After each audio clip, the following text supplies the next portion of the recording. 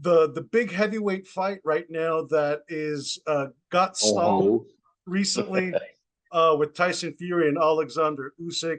The fight was a few days away. Now it's getting postponed for till May 18. Fury suffered a serious cut that required 11 stitches. A lot of back and forth in recent days. Team Usyk alleging that Fury purposely caused the cut to back out of the fight. What do you make of this entire situation? I don't think he would purposely do a cut to back out of the fight. I don't think that's the case, but it is drama because anytime something like that happens, it's gonna be drama. I probably think that he may have gotten cut, and if he got 11 stitches, he had to get cut. And I don't think he planned to get cut in training. So that's kind of hard thing to do. You better off to twist your ankle running than you are to plan to get cut in training. You understand me? So I just don't think that would be the case. I do understand Usyk's side and point of view, but I don't think that's the case with Tyson Fury. Tyson Fury ain't never ducked nobody, so why would he start now? Who do you think is going to win that fight and how? It's a tough call, man. If Tyson Fury comes out and is not hungry like he was against Ngannou, then Usyk definitely will beat him. But if he come back and he's hungry like he was when he first came back, a good big man usually beats a good small man. So if he's hungry, I'll take Fury. If he's not hungry, then Usyk gonna win. You at one point of your career, you were the good small man in the heavyweight division, and Usyk obviously coming up from cruiserweight. Does is he just a little too small for someone like Usyk? Like Fury, no, he's not really too small for Fury. It's just that the only problem he has that I had, the advantage I had over him, was that I was very explosive. And when you're very explosive, it don't make no difference what side the guy is on the other side. And explosiveness takes out anybody. Usyk is not showing us a lot of explosivity. He's good, he's powerful, but he's not explosive. You understand me? Mike Tyson was explosive. That's why Mike Tyson at 218 can knock out anybody. He was explosive. You feel me? Joe Lewis was explosive. The puncher with the power, most of them are explosive, with the exception of George Foreman. Mm-hmm. Your final prediction for that fight? How do you see it going down? Like I say, it's a tough one because I like both guys. I think it's a great fight, but I think this the want is what's going to decide the fight. You understand me? Who wants it more? If Tyson Fury wants it, it'll be very hard for Usyk to beat him. But if he don't, Usyk gonna beat him easy. We saw with the very much highly anticipated exhibition and entertaining one by all regards with Mike Tyson. You were in the ring last year against Anthony Pettis and a professional fight. You know, at this stage of your life and career, Roy, is there still one fighter on the wish list that you would consider coming up and fighting against? No, Mike Tyson was my only really wish list fighter. That was really pretty much it because when I won the heavyweight title, I would have stayed professional for one more time to fight him if he would have fought me, but he didn't want to fight at that time. He was out of boxing. Everybody always had this thing. I think Jay Prince got kind of confused, but they say I turned down 40 million. How about I turn down 40 million when I only made 10 for John Ruiz? I'm gonna turn down 40 and I want to fight Mike? Are you crazy? So that was definitely not the case. So I wouldn't turn down 40 million to fight nobody. That's what I did. So but anyway, how it goes is just that I enjoyed it. Mike was the one person I really wanted to get in front of to see how that was. I did that, and it was everything. It was everything I thought it would be, and some. Mm-hmm.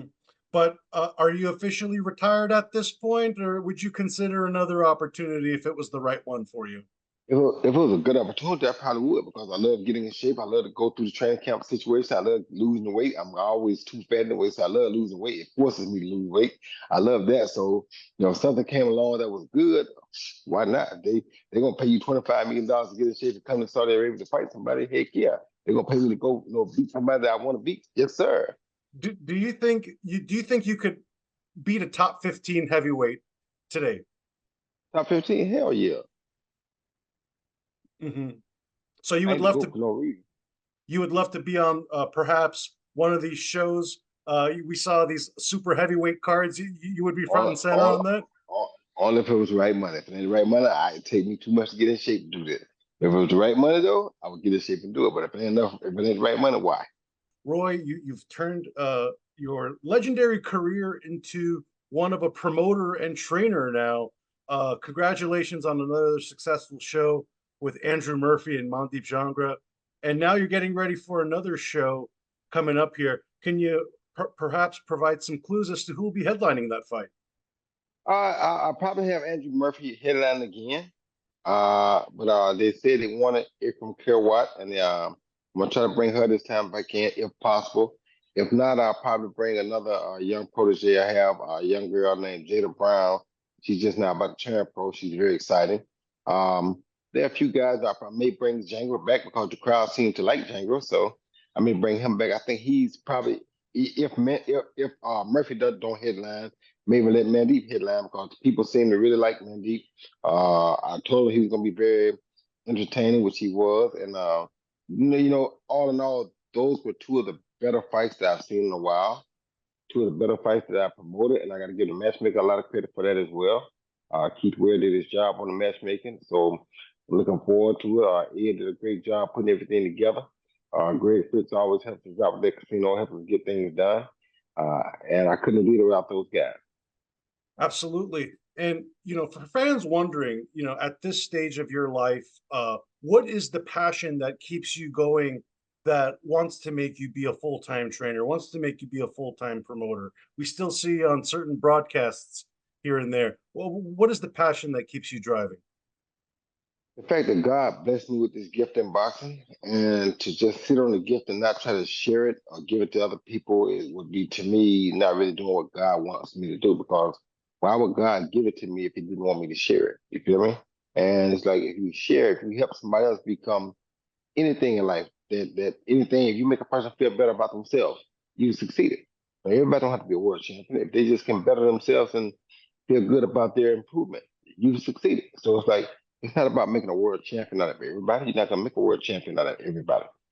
But the fact that you're willing to give time and give back and show your appreciation to God by giving to sometimes those who are even less fortunate enough to be able to afford what you give. You understand me? It's hard. Most people couldn't afford what I give if I showed them what it's worth. You understand me? But it's what it is. Hmm. For someone like yourself who's laced up the pair of gloves and is a promoter now, Oscar De La Hoya is kind of a peer of yours. You differentiate yourselves from the Bob Arums and the Don Kings and the Eddie Hearns of the world.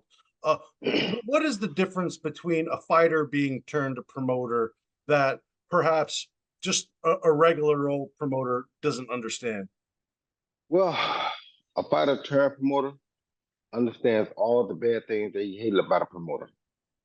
You understand me? And he tries to eliminate those things and not go back and be that same person that promoter was that he disliked when he was fighting. So that's for me. I can't speak for everybody, but that's for me. So for me, I don't want to go out and become the guys that I didn't like. You understand? Or the guys that I felt like were the enemy. I want to be a guy who's trying to help these guys not only get better, but to also succeed. You understand me?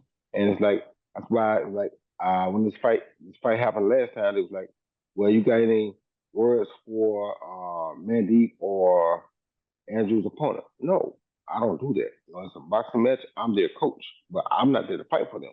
Those opponents are to come out there and give them all they can, which is what they did, and they gave them their all, and I liked it. That's what I want to see because you make them pull out and show me if they truly been learning what I'm teaching. You understand me? So it's like if you don't do that to them, I don't get no appreciation for that. If you go out there and lay down for them, I don't get no appreciation for that. So it's like, no, I don't do that. I'm a sportsman. I love boxing. If you go out and beat my guy, hey, you did. That's what you did. You supposed to do that. Now, I didn't expect to go out there and lose. I don't expect you to go out there and lose. I don't care if it's my guy or not. You understand me? I don't expect nobody to come out there to lose. And I expect my guys to try to win because I teach them to win. But other people also teach their fighters to win. So I love the sport of boxing enough, and I have enough respect for the sport of boxing that I can look at it from both sides. And I understand the promotional side and I understand the boxing side. Mhm. So